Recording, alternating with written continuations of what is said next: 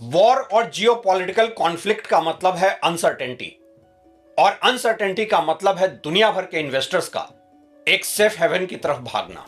और safe haven का क्या मतलब रहा है दुनिया के लिए? गोल्ड, वो प्रेसियस मेटल जो मॉडर्न ग्लोबल इकोनॉमी के इमरजेंस के पहले से ही रहा है हर इन्वेस्टमेंट का गोल्ड स्टैंडर्ड। बात चाहे इंडिविजुअल इन्वेस्टर्स की हो या फिर हो देशों के सेंट्रल बैंक्स के रिजर्व की, सबका ही सेफ हेवन रहा है गोल्ड।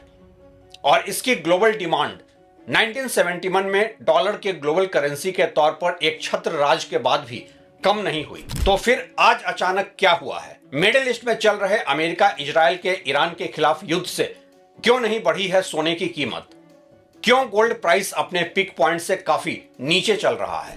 गोल्ड प्राइस में शार्प जंप की उम्मीद लगाए इन्वेस्टर्स को क्यों इस बार में गोल्ड इन्वेस्टमेंट ने किया है निराश? कहीं यह सिर्फ एक परसेप्शन तो नहीं है, एक फेक नैरेटिव तो नहीं है कि ग्लोबल इंस्टेबिलिटी में सोने की कीमत बढ़ती है, या सोने की कीमत को बढ़ाते हैं कुछ और ही मार्केट फंडामेंटल्स, या फिर इस समय ग्लोबल इकोनॉमी के फंडामेंटल्स कर रहे हैं कुछ और ही इशारा? आज गोल्ड को लेकर ऐसे कई सवाल लोगों के जहन में हैं, और शायद पहली बार गोल्ड के इन्वेस्टमेंट पर लग रहा है एक प्रश्न चिन्ह।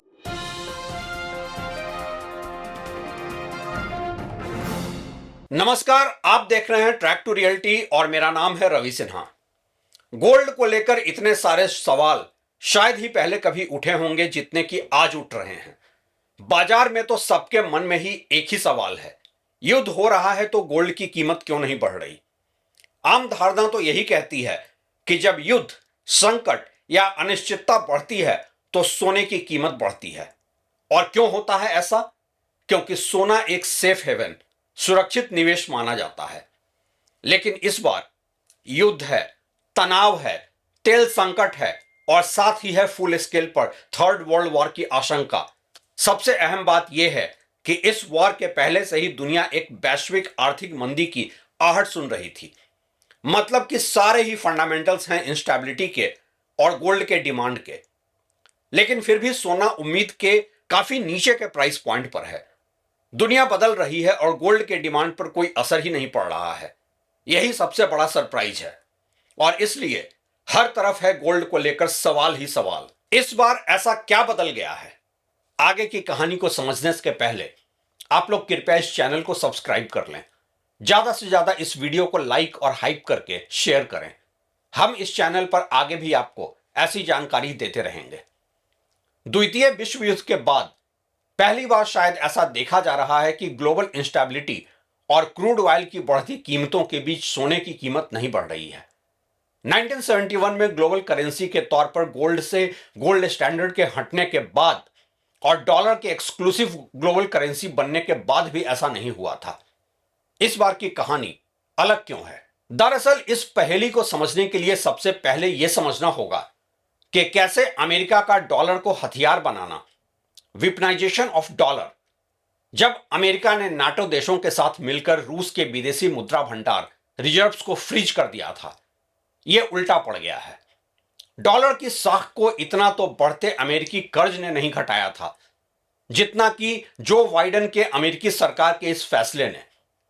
अमेरिका के इसी कदम के बाद तो चीन और रूस को अवसर मिल गया, और उन्होंने इस घटना को लेकर दुनिया के कई देशों को सोचने पर मजबूर कर दिया। डॉलर और गोल्ड दोनों को लेकर हर देश ही सोचने पर मजबूर हो गए कि अगर हम डॉलर में पैसा रखें और कल राजनीतिक कारणों से वो फ्रीज हो जाए तो हमारा क्या होगा? इसका मतलब ये कि डॉलर अब पूरी तरह न्यूट्रल नहीं रहा। ये दुनिया की करेंसी नहीं, अमेरिका की करेंसी है। फिर देशों ने क्या किया? जो देश लगातार निर्यात करके पैसा कमाते हैं, जैसे चीन, खाड़ी देश, पहले वो अपना पैसा रखते थे यूएस ट्रेजरीज, अमेरिकी बॉन्ड में। अब वे सोचने लगे कि हमें ऐसा असेट चाहिए जो किसी देश के नियंत्रण में ना हो, और बस यहां सोना फिट बैठता है। किसी का कर्ज नहीं, फ्रीज नहीं हो सकता, वैश्विक स्वीकार्यता भी है ट्रेड के लिए। इसलिए सोना अब सुरक्षा से ज्यादा रिजर्व असेट बन गया है, और यहीं से सोना सेफ हेवन की जगह रिजर्व करेंसी के तौर पर खरीदा जाने लगा दुनिया भर के सेंट्रल बैंक द्वारा। असली बदलाव की कहानी यहीं से शुरू होती है।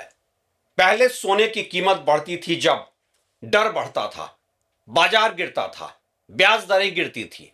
अब सोना बढ़ता है जब देशों के पास अधिक पैसा सरप्लस आता है और वो उस पैसे को कहीं निवेश करना चाहते हैं।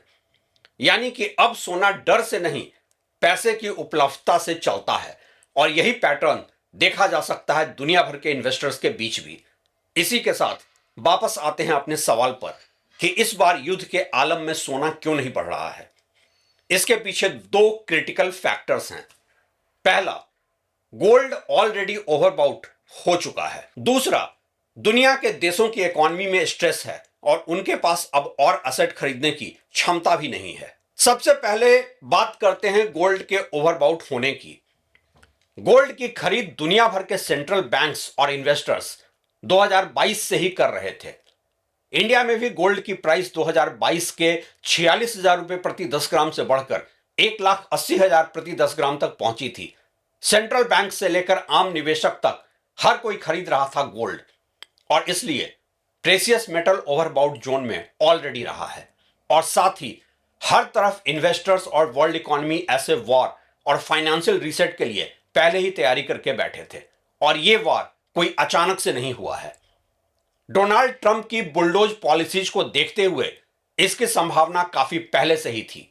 सच तो यह है कि अगर वर्ल्ड के मेजर सेंट्रल बैंक्स के सोने की रिकॉर्ड खरीद से अलग भी देखें तो इंस्टीट्यूशनल इन्वेस्टर्स ने जो सोने की खरीद की है उसमें अभी प्रॉफिट बुकिंग चल रही है।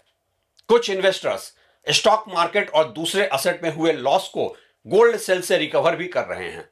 इसलिए गोल्ड की फ्रेश बाइंग कम हो रही है और प्राइस पर दबाव बना हुआ है। अब बात करते हैं दूसरे पॉइंट की कि कैसे दुनिया भर की इकोनॉमी में स्लोडाउन है और मेजर देशों की अर्थव्यवस्था पर अभी स्ट्रेस है।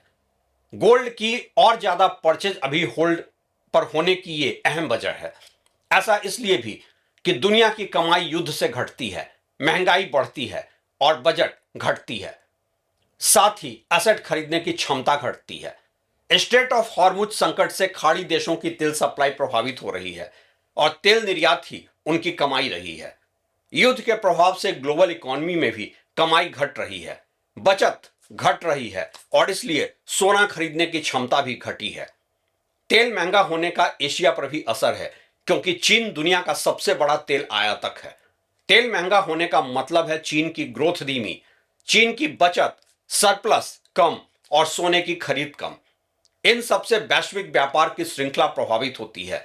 दुनिया की अर्थव्यवस्था धीमी है क्योंकि चीन धीमा है। कोरिया, जापान, ताइवान भी प्रभावित हैं। वैश्विक व्यापार धीमा है और पूरी दुनिया में व्यापारिक लाभ घट रहा है। इन सबसे सोने की डिमांड, रिजर्व बाइंग कमजोर हो रही है। सबसे अहम बात यह कि अभी तक इक्वेशन था war is equal to fear is equal to gold up. अब नया इक्वेशन है war is equal to growth slow is equal to trade surplus down is equal to gold demand down. यही कारण है कि युद्ध के बावजूद सोने की कीमत नहीं बढ़ रही है। बड़ा सवाल आज यह है कि क्या सोने की कहानी खत्म हो गई अभी के ट्रेंड को देखते हुए? बिल्कुल नहीं। इतना तो शर्तिया कहा जा सकता है कि लंबी अवधि में डॉलर पर निर्भरता कम हो रही है। अलग अलग देश विकल्प खोज रहे हैं और सोना सबसे बड़ा विकल्प है। इसलिए लॉन्ग टर्म में सोना मजबूत असेट बना रहेगा। लेकिन अब एक नया सच दुनिया को एक्सेप्ट करना ही होगा। सोना अब हमेशा संकट में नहीं बढ़ेगा बल्कि आर्थिक चक्र, इकोनॉमिक साइकिल से जुड़ेगा।